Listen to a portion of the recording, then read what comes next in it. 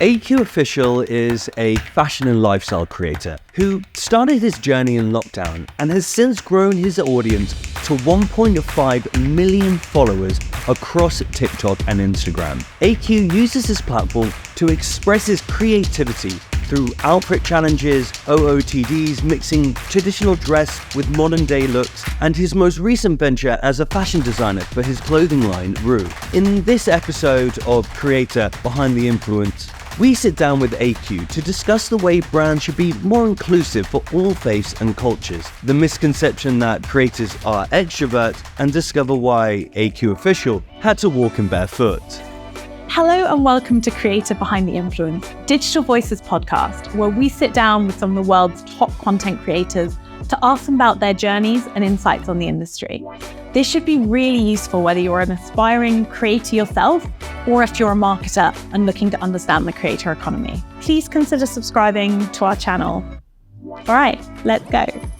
Hello and welcome to Digital Voices Creator Behind the Influence podcast. I'm Jenny Quigley-Jones, CEO of Digital Voices, and today we are joined by the wonderful AQ Official. Jeez!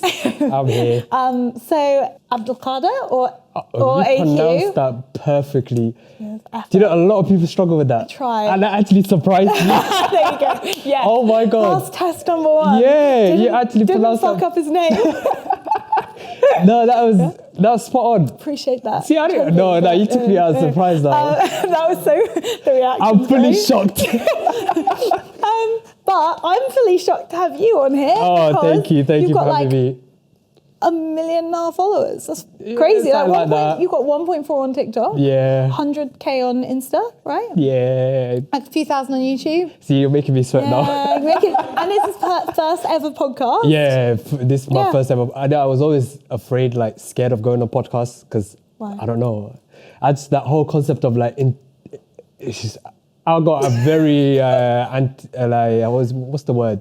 When you're afraid of social settings. Yeah. I'm introvert. Anxiety. And then online people may think that I'm loud and whatnot. Yeah. I'm actually when I go to networking and events and stuff, I'll be in the corner just taking my drink, and if I don't know anyone there, I won't go to no one. So thank you for having me. I think you made me more comfortable when I first met you. So okay, that's good. That's helpful. We'll get something out of you. Can you imagine? Do the whole podcast, ask you questions, and just sit in the corner? Yeah, fully in silence. No, just one word answers. It is so funny because think about 1.4 million people, right? Wembley Stadium fits 90,000. Oh my! You say it like that, and you don't find it. You don't find that nerve-wracking? See, no, I don't. I actually, I don't. And you're there lip-syncing in Arabic. And it's so weird, isn't it? Yeah. Why is that different for you? I have no idea, because I don't get to see the people behind the camera or behind the phone, but it's completely different when I'm face to face with people. It's weird. And when I was younger, I was never like that. That's what's social anxiety. I was always good with it. I don't know, And did it change? As I got older, I just became more and more reserved. Was it even before COVID it started changing, or was it? Yeah. No, okay, that's a lie. Because when I first started out this whole social media stuff, so I started when Instagram was new, 2012, 2013-ish. See, then I was active. I was every event, And then as time went on, I just became more and more reserved. And I do not know where that came from, which is strange. Because I feel like you have to have quite a lot of confidence to start, See, a lot of my friends say that. I have no idea. Okay. It's strange, isn't it? Yeah, that's crazy. But then again, it's most content creators, if you speak to anyone, they're all like that. All quite introverted, yeah. Yeah. We once held an event, and the brand was asked us to run this event. So they were we're going to have this great area with DJs and drinks and stuff. And then we had a coach outside with a silent disco on it, so you could just put your headphones on and listen to the music on the coach. It was linked to the brand. It was a weird one. But they honestly thought all the creators would be partying in front of the DJ. Literally, you're where have all the creators gone? And they were all sat in the corner with headphones on in the coach, leave me alone. I have no idea how that is. Everyone that I interact with or meet, And then I follow. I'm like, bro, I did not expect you to be the same exact. And they're like, yeah. Yeah, so different. Yeah. Yeah. I don't know. There's something in the I never air. expected you to be nervous at all. No, I'm Because very you're like, nervous. you're But quite you know, like, once I settle, once I get comfortable, then I slowly my personality comes out. That's I have to like suss out my surroundings. okay. That's what I'm like. I feel like midway through the podcast, we're either going to fail or pass the test. It's going to be really awkward if you just leave. Like, not so. No, up on the route, nah. Okay, cool. But Okay. that's, yeah. So how did you get started on socials? Like how did it begin for you? So mine began college time. So 2012, 2011, I was big on Twitter. Yeah. So I had cool. like 40 something K on Twitter. What did you do on Twitter to get 40K? I have no idea. I was Opinions. That's it, loudmouth. I was just posting out random stuff and people just related. That kind of took off. And then Instagram came along, joined Instagram, because I was always a creative person anyway. And then when Instagram came, I've seen everyone doing any and everything. So I started posting like fashion stuff on Instagram. And then my Twitter got hacked. That got, Do you know how, till this day, I'm not on Twitter.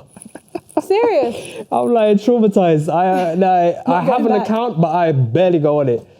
Literally barely go on it. So once that has gone, so then I was like, let me just focus on Instagram because that was kind of picking up.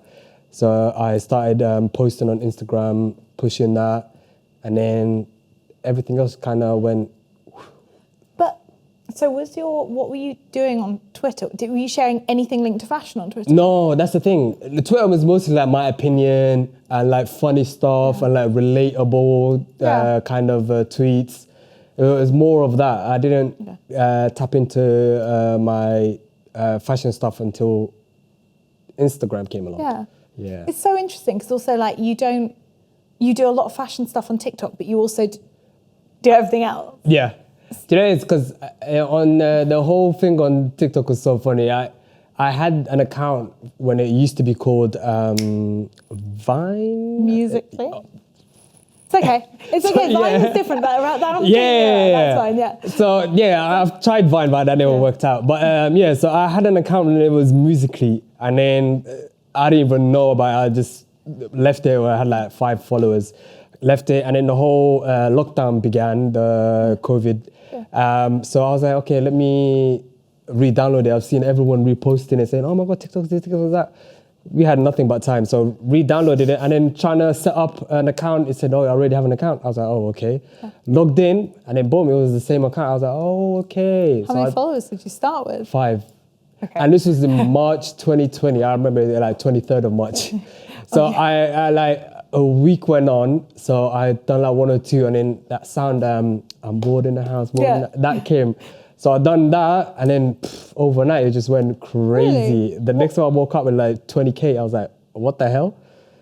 Just from one of the board in the house songs. Literally that. And then there was another one that done like, it was like a COVID related, and then there was I had a green filter on.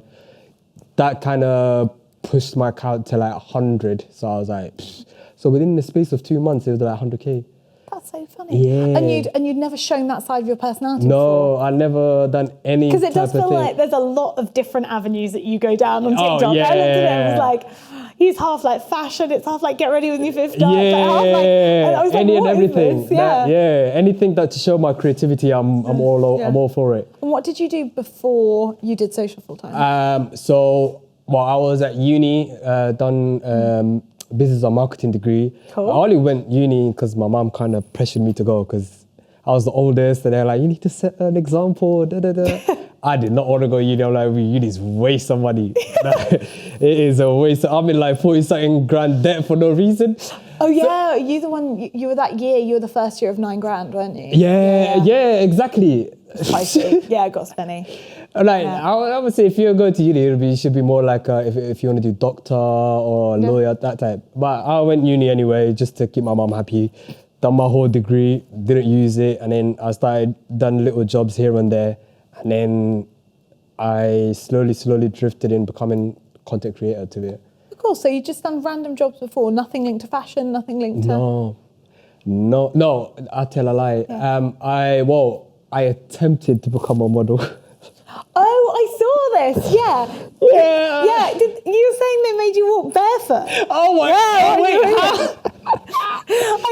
yeah, my first ever. I put it online and it was like your toes. I was like, oh, babe, that is harsh. That And is I got weird feet fetish thing. It was just so weird. And you see got a a bunch weird of feet models fetish. with like different toes and that. They were just out. I was like, no. Hang on, you got a weird feet fetish. Like you like feet or you don't like feet? No, I don't like feet. Okay, come on, just checking we're going that way. No, I was like, so this would be a really weird podcast if it was like, so. Oh yeah, get still yeah, fetishes. he comes out in like No, that yeah, way, so I attempted modeling, but it was a random. So this was 2014, 2015. This when they started off London Men's Fashion Week. Yeah. An agency DM'd me on Instagram. They were like, oh my God, we like your style, da da da da. We got a few shows coming up for London Fashion Week. We'd love you to come and do the casting. So I was like, okay, no, I ain't got nothing to lose. So I went in there. I went to like 3 casting, I think it was. Yeah. And then I got one of the casting booked. So that was Spencer Hart. Cool. I think it was, yeah. And then, so they had us do rehearsals. Did they make you get your feet out in the casting? No, that's the thing. No, it's exactly like this. So they have like a table right in front. They just tell you, walk up and down. It's so strange. Had you practiced your walk? No. Oh God, had you watched loads of like America's Next Top Model? Were you practicing your smiles? No. Yeah. All I knew was that you have... your best smiles. Hold on. Here we go. I'm so excited. Oh, Go on. I can't do it when I'm on pressure. No, I can, yeah. Yeah, so I have to get in the zone to... Yeah, don't think about feet. Just, no. just give it a... Wait, yeah, I give for a second. Hold on. Okay. Yeah, that's there it. you go. You have to clinch your jaw and then like that pop out. Attitude. Yeah. Okay. So then I done that, and then the actual show came. Nerve-wracking. It was like a full house, and there was like a few celebrities that were there. And then I think that season they were honouring what's his name, Stevie Wonder. So his band was at the show, but he wasn't. So so done that. And then I was like, okay, I kind of like this. I might do this. And then the agency, they didn't get back to me on that. But then after a while, I started getting jobs just purely from my Instagram. Yeah. So I've done a few national campaigns for like Sports Direct, cool. Fabric, and there was another one. I forgot what their brand was. But yeah, so I done that. I was like, okay, this might be a viable kind of avenue. Yeah. But there's no money in that. There is no... I thought I was getting paid for that runway. They were like, oh, wait, do you like what you got on? I'm like... It's all right. Yeah. You don't insult them. Yeah. So I was like, yeah, it's cool. Right? He goes, oh, yeah, you can take that or you can pick something up from the rack. That's the form of payment for a runway. So if you're not big, or if you don't have like following or name, they don't pay. They're just like, oh, you can take what you're wearing. And some people wear some outrageous stuff. I'm like, when am I ever going to wear this? You're like, give me shoes at least. Yeah. So I'm like, when am I ever going to wear this? And they're like, yeah, you can just take it. So yeah, for my first ever runway, I just got a little suit, which I have till this day. Okay, so can't pay your rent with a suit though. No. So when you started doing content creation, it started going well. What have you really loved about it?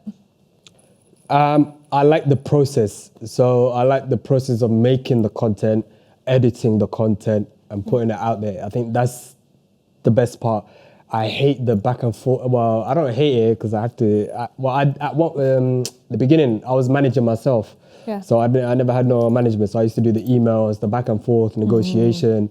And like, I didn't know what was the right amount to ask and what was, So it was back and forth. But it's funny, given you'd done a marketing and business degree, you're probably like one of the best placed people to negotiate. But no, I didn't know because there was like a whole new avenue. So I never, and this is when it was all starting up. Everything was going towards digital marketing. So I was here and there, but I never liked the whole email, the back and forth. I was just like, can you do this for us? Cool, I'll do that. And then I just like the creative process, really. Okay. Yeah. So what's your favourite video you've ever made?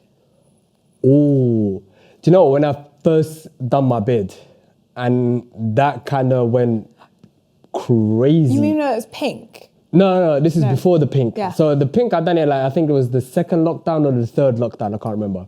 No, when I first done from black to brown, ginger-ish, that had like over 100K likes. I was like, whoa, where did this come from? So yeah, I think I that wanted was... to ask about this. Yeah. The beards, because you're known for colouring your Pretty beard. much, yeah. Pretty much, that would be my so-called rise. Yeah. And how did you get into that? Do you know, I used to dye my hair and my beard long before I was even on social media. Yeah. So during lockdown, I've seen people just shaving their hair, shaving their beard. I'm like, I don't want to shave my beard. That's my best feature. So I was like, hey, let me just dye it. Yeah. So I just dyed it and it kind of looked nice. So I was like, yeah, I think I'll just keep this for the rest of my life. Oh, cool. Yeah. So, okay, favourite colour it's ever been? Green. Bright green. Yeah, I done green. It was so good because every outfit I done with it was just exquisite. I just loved it. And now, but the brown I kind of like the ginger with brownish. I think it's between them two. Yeah. Oh no, wait, the purple as well. Yeah, you've done quite a few. Yeah, I've seen you with orange. I thought pink looked cool. Yeah. Do you know the pink? I pink's couldn't hard get to the match. right color because it was like light pink on the top and then the bottom was just like dark pink. I couldn't get the like the consistency. Yeah. So yeah, and plus I was doing it by myself, so I didn't have So like. funny that you are like nervous about like interaction with people, but you will do things like dye your beard colours so people like come up to you in the street, like that's sick. Yeah. Like you'll dress a certain way so people come up to you, but you get nervous about it. Yeah, do you know? Yeah, that's strange. I don't know. It's some sort of phobia. I don't know what it is, but got yeah, a few that's pretty phobias. much. Yeah. Okay. That's crazy. Yeah. Yeah. And so when did you create? Because we started talking about this. Your brand. So originally it was a friend of mine. So he started it around 2019, and then he was doing it. He done like 3 collections from then till 2021 last year. And then he always used to come to me for like advice and like ideas, and I used to help push through my platform, social media and whatnot. And then one time I was just like, bro, I've always wanted to start my own, but I never had the like the drive to do it. And then I was, oh, do you mind if you go like, because I pretty much help you in the sense of like the creative side. I was like, if you want to partner up. And then he was like, yeah, that's a good idea. So last year, 2022 or when was it? 2022. Yeah. So last year we officially joined partnership and done, well, my first collection, and it done fairly well. Yeah? Yeah. Did you ever think you'd start, like, because essentially starting a business, did you ever think you'd do that? Oh no, yeah. I've always wanted to. If I was to redo my whole uni days, I would have done fashion and textile, because I always wanted to be a fashion designer in per se. So that was something I've been meaning to do, but I never had the opportunity until he came along.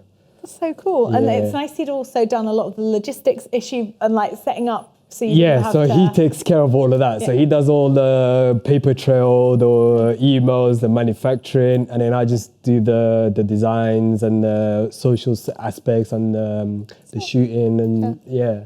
So were you inspired by it, and like what do you think of creators launching their own businesses now? Oh, I'm all for that.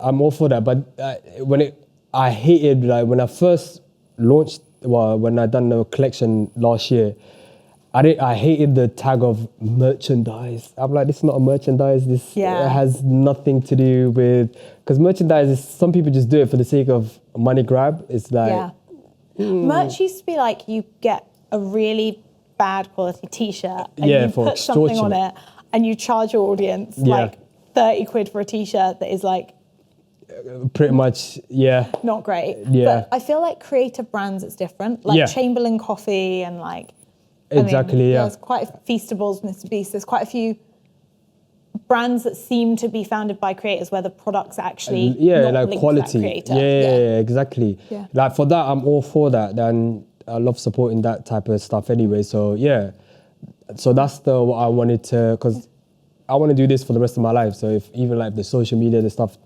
ends or whatever happens, then I have like something to still do my creative outlet. That's what I was going to ask. Yeah. What would you want to do for forever? So do you think fashion is what you really love? I'll get into designing. So right now I'm currently learning how to do pattern cutting. So yeah, I would love to do that for the rest of my life. How are you doing Hopefully that? become YouTube, buying papers and then just measuring, like I'm recutting my own, my old jeans and stuff like that, getting the pattern for that and then just using that to create more and more thing. Like on YouTube, I used to do that. I used to do DIYs and stuff. And one video done like, this is 2014, they done like 300K. But I didn't continue doing that, but that was something I love doing. But that video is on private, so you will never find that video. You sat at home like cutting that, like that's not the vibe you give. Yeah, like, I'm like arts and crafty type of person. Yeah, that's great. Okay, that's really cool. So how do you feel that, and this deep question you don't have fun, how do you feel like you're very public about your faith, you're very public about like, we delayed this because like we were like, actually you want the energy after, because it's Ramadan, we were like, we're not, that's it. You wouldn't have got this energy. You would have been like, like you get 3 hours of work done a day in Ramadan. That's it. Like struggles. Yeah. But yeah, how do you feel about like putting your faith so out there on social? I've done it since I started. I never hid anything or never been afraid of that whole topic. So it's like it's part of me. It's part of my culture. So I'm like, why not share what I do in my day to day? So I was never afraid of that. I'm an open book, and I do it like especially through TikTok as well. That my kind of community kind of boosted that whole thing up anyway. So it works either way. So yeah. I love like even your Eid looks. I was like, oh, it's so cool. Like,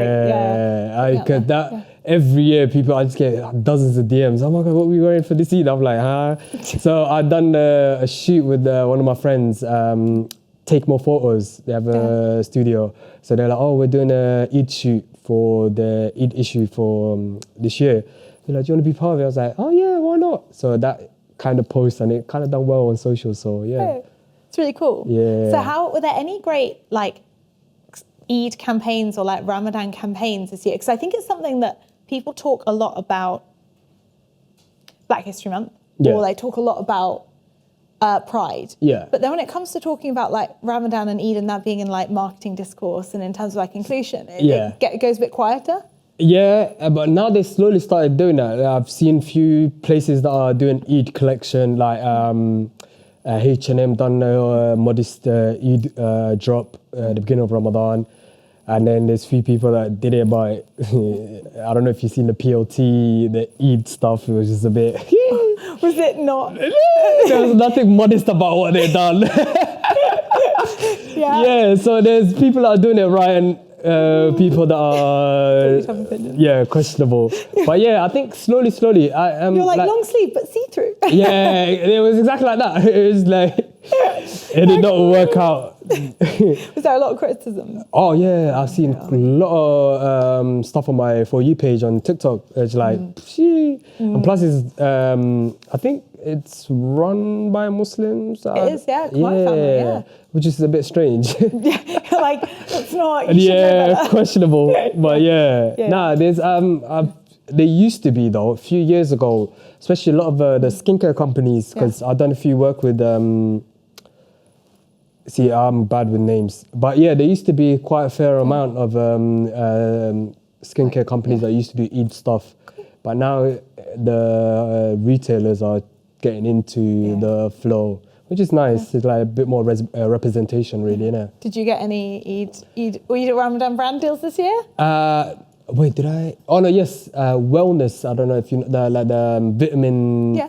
So it's a vitamin company. I've done little bits with them. Cool. And I've been doing that. I think like this is my 3rd year with them. So. Oh, cool. Yeah. Awesome. So they keep me energized. They send me like box of like hella vitamins. Yeah, that's really cool. Get you through. That's it. Once I break my fast, I have down a bit to rejuvenate. Yeah, that makes sense. But yeah. That's really cool. I think one of the things that I really liked about your content is like I really like the way you bring your culture into it and you make it feel super celebrated. Yeah. I think like it's something you don't see in traditional, like, in everyone's content, which I really think is brilliant. Thanks. Yeah. I think it's part of me, and it's great to share individuals and your stories and etc. Yeah, so that is very nice. Cool.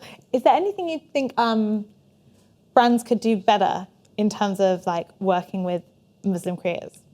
No, I think it's just like the inclusion, like, because when I first started out and doing like events, going into events and like pop-ups and stuff like that, I never seemed to see anyone that is of my faith or like my culture present. So it just felt always lonely. But now there's like groups of people that are popping up that are doing some great work, trying to take up that whole inclusion further. So right now there's a bit of work that is getting done that is getting seen, but there's still more work to be done. But definitely. That's for every. I was chatting to a creator today, and she like just turned 19, but she's been like doing it since she was really young. And she was like, every event you go to, it's alcohol all the time. Yeah. And she was like, you're kind of like anxious, so you do. But she was like, I don't know if people think about it because they think like, oh, just apply people with free alcohol, that will help. Yeah, like, if it's not alcohol, they just do water. I'm like, bro, we got like Cokes, Fantas. At least give us something. Like, or like virgin mojitos. So many good soft drinks now. Yeah, there's variations. Yeah. They're like, no, we got water or what's that? Spring. No, not spring. Fiji water. No, the bubbly one. What the San Pellegrino, the green one. No, you got sparkling the normal water. Oh, sparkling. Yeah, that's sparkling nasty. you either get them soda. Yeah, exactly. That's exactly. They're like, there's more variations. I don't know why they don't tend to cater to everyone. So. Even catering for halal food, I think like that doesn't happen. It's like they've got vegan, they've got gluten free, and then they like halal is just like not an option. Vegetarian option. Yeah, no, literally every event I go to, and they're like, oh, do you have any dietary requirement? I'm like, yeah, I can't eat anything but halal. And they're like, oh, okay, cool. And then you get there, oh yeah, we got vegetarian or fish. But you know, I can't stand salmon.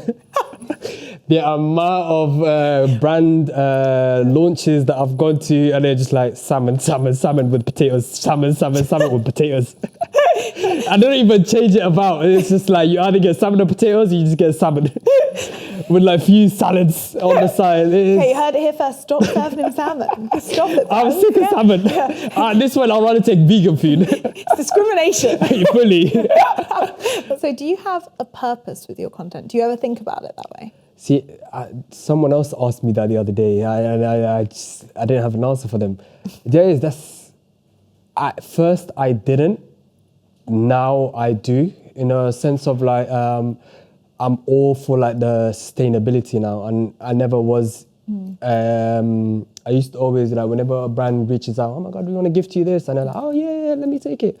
Now I'm a bit more selective, and I don't just say yes to any and everyone. I think that is my kind of avenue that I'm trying to go towards, more of a sustainable kind of like clothing and that. Like you don't need to have, literally when I tell you, I used to like have my room, and then I would take like either my siblings' room filled with clothes. It's like all these random brands just sending. Which you kind of have to do as a fashion creator, because you get so much stuff. So now I've become more aware of, because after a while, like I wear it one time and never wear it again. So it's just, so I'm more conscious of that now. So, some charity shop. Oh yeah, finds. Charity shop. Pops. I love that vintage. Yeah, I'm all for that. Yeah. Cool. Thank you so much. Thank you so much for having me. For being here. We've done your first podcast now, so you can't be scared anymore. No, actually, you made it nice and comfortable, so thank you. The sofa helps. Yeah. It actually does. It makes it looks like you're at home. Literally, I feel like I'm just watching a telly. But it's not. Fake walls. But thank you so much for watching. Thank you for having me. And thank you for being here. But if you want to ask AQ Official any questions, you can comment below. Yep. And please subscribe if you want to see more of these. That's it. Thank you. Thanks for being here. Thank you very much for listening to this podcast. We hope you enjoyed this episode, and maybe we'll see you for the next one. Bye.